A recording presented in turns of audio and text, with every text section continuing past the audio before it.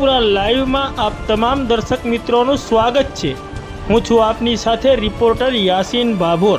આજના મહત્વના સમાચારની વાત કરીએ તો ચૂંટણીલક્ષી કામગીરીને અનુલક્ષીને 11 એપ્રિલ બીજા શનિવારે ચૂંટણીલક્ષી કામગીરી કરતી તમામ કચેરીઓ ચાલુ રહેશે અને ઉમેદવારી પત્રો સ્વીકારવામાં આવશે। ગુજરાત રાજ્યની 15 મહાનગરપાલિકાઓ, 84 નગરપાલિકાઓ, 34 જિલ્લા પંચાયતો અને 260 તાલુકા પંચાયતોની સામાન્ય ચૂંટણી તથા નગરપાલિકાઓની પ્રસંગોપાત ખાલી પડેલી બેઠકોની પેટા ચૂંટણી તારીખ 26/4/2026ના રોજ યોજવા માટે રાજ્ય ચૂંટણી આયોગ દ્વારા તારીખ 1 એપ્રિલ 2026ના રોજ વિગતવાર કાર્યક્રમ આપવામાં આવેલ છે। આ કાર્યક્રમ મુજબ ઉમેદવારી પત્રો સ્વીકારવાની છેલ્લી તારીખ 11 એપ્રિલ 2026 છે। તારીખ 11 એપ્રિલ 2026ના રોજ બીજો શનિવાર હોવાથી સરકારી કચેરીઓમાં રજા હોય છે।